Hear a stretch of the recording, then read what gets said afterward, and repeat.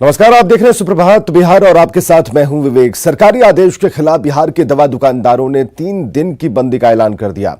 22 से 24 जनवरी तक दवा की थोक और खुदरा दुकानें बंद रहेंगी। ड्रगिस्ट एंड केमिस्ट एसोसिएशन की मांग पूरी नहीं होने पर मार्च में अनिश्चितकालीन हड़ताल का भी ऐलान किया है।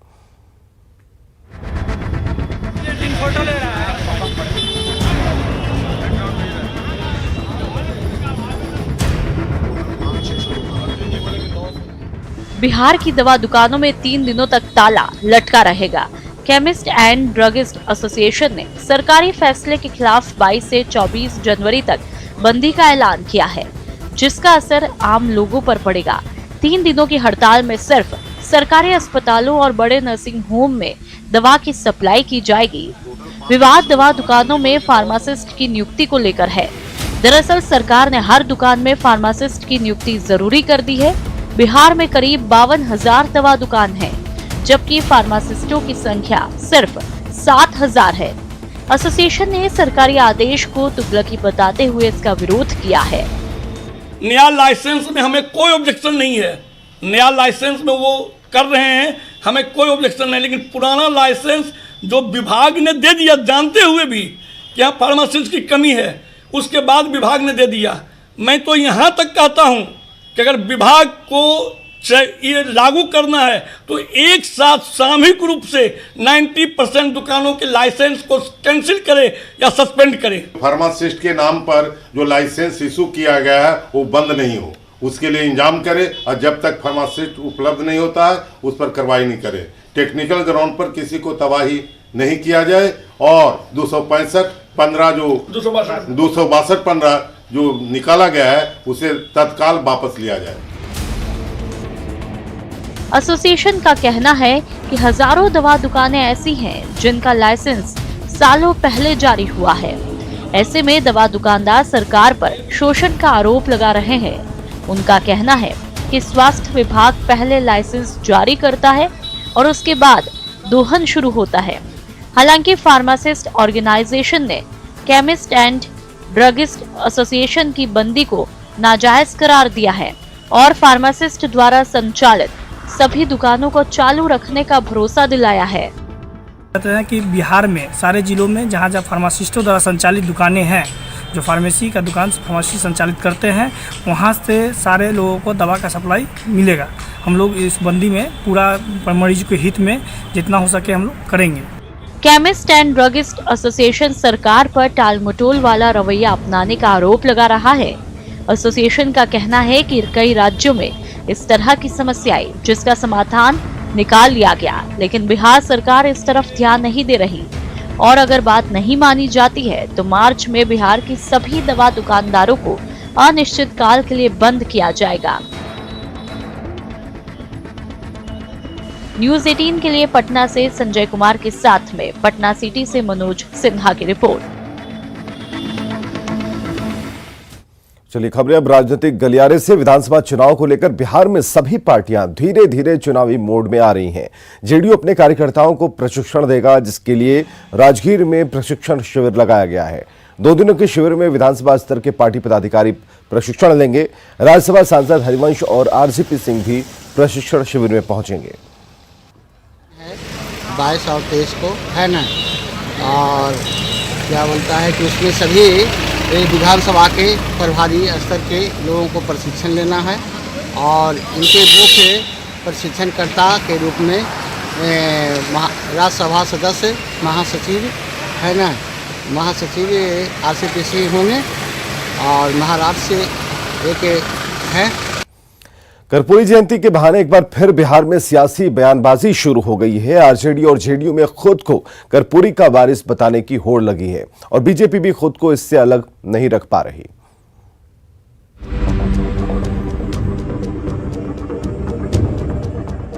ये तस्वीरें 1 साल पहले की है, जब आरजेडी ने मिलर स्कूल ग्राउंड में कर्पूरी जयंती का आयोजन किया था। 2 दिन बाद फिर जननायक की जयंती है, लिहाजा आरजेडी और जेडीयू में जुबानी जंग शुरू हो गई है। लालू और नीतीश को कर्पूरी का असली वारिस बताने की होड़ लगी है। दोनों की लड़ाई में कांग्रेस आरजेडी का पक्ष ले रही है। कांग्रेस एमएलसी प्रेमचंद मिश्रा ने कहा कि लालू ने कर्पूरी ठाकुर की विरासत को ईमानदारी से संभाला है। ये कर्पूरी जी की जयंती अगर कोई सच्चे दिल से मनाती आ रही है तो राष्ट्रीय जनता दल ही मनाते आ रही है। देखा देखी में बाकी पार्टी जरूर मनाने लगी है और कर्पूरी ठाकुर जी की जो विचारधारा है वो लालू प्रसाद यादव की विचारधारा है और वही विचारधारा लेके हमारी पार्टी चलती है। कर्पूरी जी के सच्चे अनुयायी नीतीश कुमार जी हैं। अगर कर्पूरी जी का सच्चे अनुयायी होते लालू यादव जी तो किसी पिछड़ा अति पिछड़ा के बेटा को गद्दी पर बिठाता। कर्पूरी ठाकुर जी के विरासत को लेकर दावे कई किए जाते हैं समाजवादी पृष्ठभूमि के नेताओं के द्वारा, लेकिन मैं मानता हूं सामाजिक न्याय और गरीबों को जो एक आवाज देने की कोशिश की थी उसमें लालू प्रसाद अग्रणी है। जो कर्पूरी ताउम्र गैर कांग्रेसवाद की सियासत के चेहरे रहे, आज कांग्रेस नेता उनकी विरासत और सामाजिक न्याय की चर्चा कर रहे हैं, तो इसके पीछे खेल वोट बैंक का है। बिहार में बड़ी आबादी अति पिछड़ा वर्ग की है और हर पार्टी की नजर इस वोट बैंक पर है। लिहाजा बिहार में जेडीयू के साथ सत्ता में शामिल बीजेपी भी नीतीश को ही कर्पूरी का सच्चा अनुयायी बता रही है। कर्पूरी ठाकुर जी ईमानदारी के प्रतिमूर्ति थे, लेकिन लालू जी नहीं है। और आरजेडी के पोस्टर्स पर आप देखें तो लालू परिवार के अलावा कोई नायक दिखता, और अति पिछड़ों के सबसे बड़े खिदमतगार अगर कोई रहा है तो एनडीए की सरकार रही है। कर्पूरी जयंती पर सियासत बिहार के लिए नई चीज नहीं, ये साल चुनावी है तो कोई भी दल वोट बैंक मजबूत करने में पीछे नहीं रहना चाहता। आखिर सत्ता के लिए वोट की जरूरत होती है और बिहार में जाति के नाम पर वोट का पुराना इतिहास रहा है। अमित कुमार, न्यूज़ 18, पटना। और जेडीयू ने दिल्ली में बीजेपी से गठबंधन क्या किया, पार्टी की अंदरूनी सियासत गर्मा गई। जेडीयू के पूर्व सांसद पवन वर्मा ने नीतीश कुमार को चिट्ठी लिखकर सफाई मांगी है और इसके बाद सियासी प्रतिक्रियाओं का दौर शुरू हो गया है। दिल्ली विधानसभा चुनाव में जेडीयू हुआ है। जेडीयू 2 सीटों पर चुनाव लड़ रही है, संगम बिहार और बुराड़ी से। बीजेपी से गठबंधन पर जेडीयू दिल्ली में दम दिखाने की जुगत में है। दूसरी तरफ बीजेपी से गठबंधन को लेकर पार्टी के अंदर ही तकरार शुरू हो गई है। जेडीयू के पूर्व सांसद पवन वर्मा ने गठबंधन को लेकर पार्टी अध्यक्ष नीतीश कुमार को पत्र लिखकर अपनी नाराजगी जाहिर की है और सफाई मांगी है। चिट्ठी में पवन वर्मा ने लिखा है, आदरणीय नीतीश जी, ऐसा पहली बार हुआ है जब बिहार से बाहर पार्टी ने बीजेपी के साथ इस तरह का गठबंधन किया। मैं इस फैसले से काफी आहत हुआ हूं और आपसे विचारधारा को लेकर सफाई मांगना चाहता हूं। कई मौकों पर आपने खुद बीजेपी आरएसएस का विरोध किया है और उनकी नीतियों पर सवाल खड़े किए हैं, लेकिन अब इस तरह गठबंधन को देशव्यापी कर देना कई तरह के सवाल खड़े करता है। पवन कुमार वर्मा। नीतीश जी ने इतना तो कहा है कि बिहार में एनआरसी नहीं होगी, पर एनपीआर और सीएए पे उन्होंने कहा है कि चर्चा अभी और होने की जरूरत है। पर उस पर भी मैंने उनसे पहले भी कहा है कि एक वो पूर्ण वक्तव्य दें जिससे वैचारिक स्पष्टि हो। नीतीश कुमार को लिखी गई इस चिट्ठी ने बिहार की सियासत को गरमा दिया है। कांग्रेस के एमएलसी प्रेमचंद मिश्रा जहां चिट्ठी को लेकर पवन वर्मा की सराहना कर रहे हैं, तो जेडीयू प्रदेश अध्यक्ष वशिष्ठ नारायण सिंह का कहना है कि बिहार में बीजेपी से गठबंधन है और दिल्ली में भी हो गया तो इसमें क्या दिक्कत है। वहीं बीजेपी का कहना है कि ये जेडीयू का मसला है, इससे उनका कोई लेना देना नहीं है। जेडीयू के लोगों को अब समझ में आ रही है, तो मैं पवन वर्मा जी की सराहना करता हूं कि उन्होंने साहस दिखाया है और नीतीश कुमार जी को आईना दिखाया है। हमको बड़ा ये लगता है कि हम गठबंधन में तो हैं, बिहार में तो बीजेपी के साथ हैं, तो दिल्ली में हमारा समझौता हो गया, इस पर क्या आपको टिप्पणी करना, ये तो स्वाभाविक है। जदयू का मतलब होता है नीतीश कुमार, और नीतीश कुमार जी ने तय किया है तो फिर पवन वर्मा को बोलने का अधिकार नहीं। मुझे लगता है कि पवन वर्मा की कुछ चाहत थी, वो चाहत वहां पूरा नहीं हो रहा है, इसलिए इस प्रकार का बगावत वो कर रहे हैं। दरअसल पवन वर्मा और प्रशांत किशोर लगातार नागरिकता कानून और एनआरसी के मुद्दे पर पार्टी से अलग राय जाहिर करते आ रहे हैं। प्रशांत किशोर ट्वीट कर और पवन वर्मा बयान देकर। इसी बीच दिल्ली विधानसभा चुनाव को लेकर जेडीयू बीजेपी का गठबंधन हो गया। जेडीयू ने स्टार प्रचारकों की लिस्ट जारी कर दी, लेकिन लिस्ट में ना तो प्रशांत किशोर का नाम है और ना ही पवन वर्मा का ही। अब पवन वर्मा ने जो चिट्ठी लिखकर अपनी नाराजगी जाहिर कर दी, प्रशांत किशोर क्या प्रतिक्रिया देते हैं, ये देखने वाली बात होगी। न्यूज़ 18 के लिए दिल्ली से अमितेश, पटना से आनंद अमृतराज, ब्रिजम पांडे के साथ ब्यूरो रिपोर्ट। और दिल्ली विधानसभा चुनाव में जेडीयू के साथ बीजेपी के गठबंधन को झारखंड चुनाव का साइड इफेक्ट माना जा रहा है। महाराष्ट्र में सबसे बड़ी पार्टी रहने के बावजूद बीजेपी सरकार बनाने में नाकाम रही, जबकि झारखंड में हार का सामना करना पड़ा, जिसके बाद रणनीतिक में बदलाव हुआ। झारखंड में बीजेपी ने जहां सत्ता गंवाई तो जेडीयू का खाता भी नहीं खुल सका। दोनों ही पार्टियों का मानना है कि दिल्ली में पूर्वांचल के लोगों की बड़ी संख्या है और साथ लड़ने से अच्छे नतीजे आ सकते हैं। हालांकि आरजेडी का कहना है कि बीजेपी कुछ भी कर कोई फायदा नहीं होने वाला। झारखंड का साइड इफेक्ट नहीं है।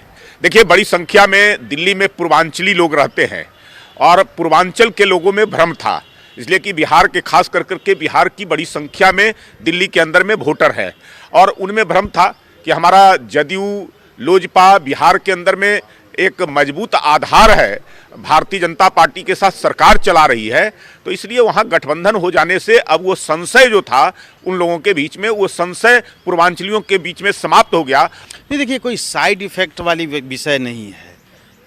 देश भर में विभिन्न राज्यों के चुनाव होते रहते हैं, उसी क्रम में अब दिल्ली का चुनाव आया है। हम लोग पिछले कई महीनों से दिल्ली के चुनाव में जनता दल यूनाइटेड अपने राज्य इकाई के साथ तैयारी कर रही थी। हम लोगों ने बहुत मजबूती के साथ वहां चुनाव लड़ने के लिए रणनीति बनाया था, जिसका नतीजा है कि हम जिनके साथ बिहार में सरकार चला रहे हैं वहां भी हम उनके साथ चुनाव लड़ने जा रहे हैं। ये झारखंड चुनाव का ही साइड इफेक्ट है और झारखंड चुनाव में जिस तरह से करारी हार हुई बीजेपी की, बीजेपी बैकफुट पर आई और अपने सहयोगियों को उन्होंने 2 सीट दे करके जेडीयू की हैसियत बता दी, खाना पूर्ति कर दिया। चलिए खबरों में आगे बढ़ते हैं। जोगबनी विराटनगर में दूसरे एकीकृत चेक पोस्ट की शुरुआत हो गई। प्रधानमंत्री नरेंद्र मोदी और नेपाल के प्रधानमंत्री केपी शर्मा ओली ने संयुक्त रूप से इसकी शुरुआत की है और ये चेक पोस्ट व्यापार और आवागमन को आसान करने के लिए भारतीय मदद से बनाए गए हैं। और इस मौके पर पीएम मोदी ने गोरखा इलाके में बनने वाले आवास योजना का उद्घाटन किया।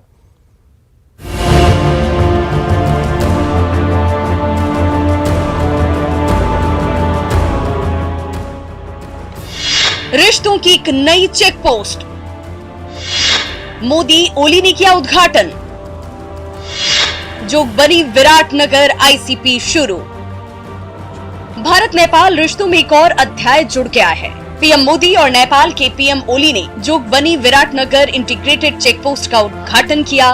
वीडियो कॉन्फ्रेंसिंग पर दोनों देश के पीएम के साथ ही आम जन भी इस ऐतिहासिक पल के गवाह बने। पीएम मोदी ने आईसीपी के साथ ही गोरखा इलाके में 50,000 आवास योजना का उद्घाटन भी किया और इस दशक को दोनों देशों के संबंधों का स्वर्णिम दशक करार दिया। साथ ही कहा कि हमारा सहयोग और विकास की पार्टनरशिप तेजी से आगे बढ़ रही है। बीरगंज की आईसीपी का हमने 2018 में उद्घाटन किया और अब विराटनगर में भी आईसीपी का शुरू हो जाना हम सब के लिए बहुत हर्ष का विषय है। भारत की और रक्सौल और जोगबनी में पहले से ही यह सुविधा उपलब्ध है। मुझे पूरा विश्वास है कि आने वाले वर्षों में हम ऐसी और कई आधुनिक सुविधाओं का विकास करेंगे। कार्यक्रम के दौरान नेपाल और भारत के लोग एक दूसरे के सुर से सुर मिलाते हुए नजर आए। हर किसी के चेहरे पर उत्साह और उमंग साफ देखा जा सकता था। उद्घाटन के बाद पूजा पाठ कर ट्रकों को हरी झंडी दिखाकर नेपाल के लिए रवाना किया गया, तो नेपाल में भी हिंदू परंपरा के अनुसार स्वागत किया गया। भारतीय अधिकारियों ने भी माना कि इससे दोनों देशों के बीच रिश्ते और प्रगाढ़ होंगे। वहीं नेपाल के लोग भी ये मानते हैं कि इससे व्यापार की रफ्तार और तेज होगी। आज जो वहाँ से जो एक्सपोर्ट का जो ट्रक था वो वहाँ से जा रहा है और यहाँ का ट्रक इसी तरफ से वहाँ जा रहा है। ऐसा करने से दोनों देश के बीच की जो ट्रेड है उसमें और भी इजाफा होने का। विराटनगर में बना हुआ जो इंटीग्रेटेड चेक पोस्ट है नेपाल और भारत का सम्माननीय प्रधानमंत्री जी द्वारा समुद्घाटन किया गया है। चेक पोस्ट से दोनों देशों के लोगों को फायदा है तो आवास बनाने की योजना एक पड़ोसी का फर्ज। जोगबनी विराटनगर एकीकृत चेक पोस्ट, व्यापार और आगमन की बढ़ेगी सुविधा।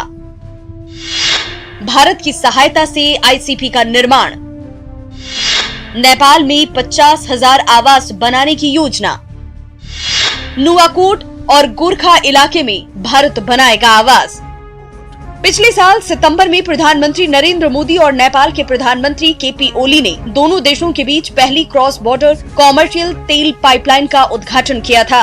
जोगबनी विराटनगर चेक पोस्ट रिश्तों को और आगे बढ़ाने की दिशा में एक और महत्वपूर्ण कदम है। विराटनगर से सतीश कुमार के साथ ब्यूरो रिपोर्ट, न्यूज़ 18।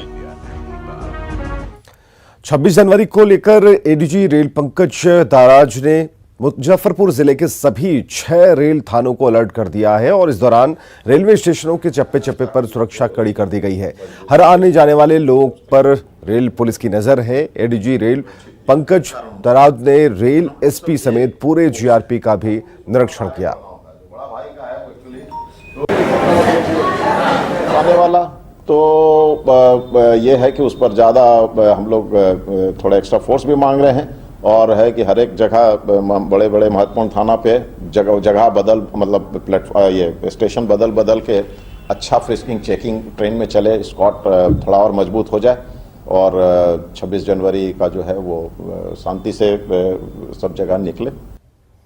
और अब तक आपने सड़कों पर बारिश और नाले का पानी जमते देखा होगा, अब तक आपने जमा पानी की वजह से कीचड़ बनते देखा होगा, लेकिन शायद सड़क पर शराब और उससे कीचड़ की स्थिति नहीं देखी होगी।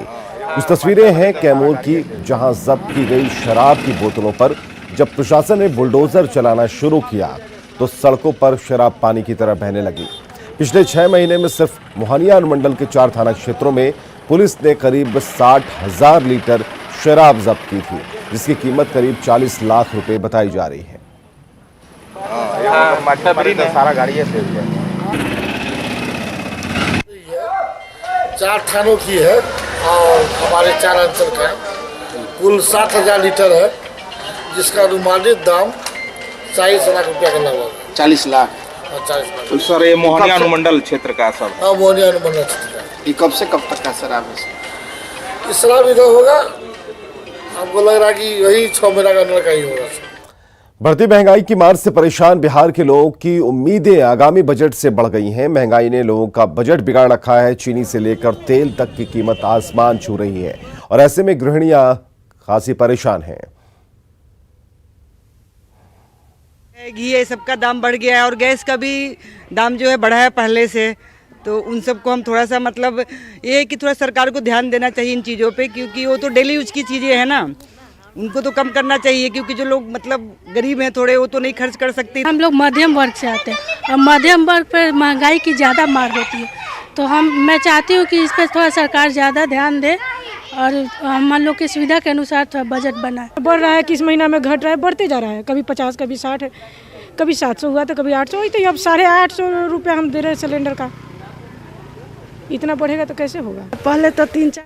गया के एक युवा ने किसानों को रोजगार का एक नया जरिया मुहैया कराया। जिन इलाकों में लोग नौकरी के लिए पलायन करते थे, वहां एक बड़ा समूह बन चुका है और अपने गांव में खेती कर ये लोग लाभ उठा रहे हैं।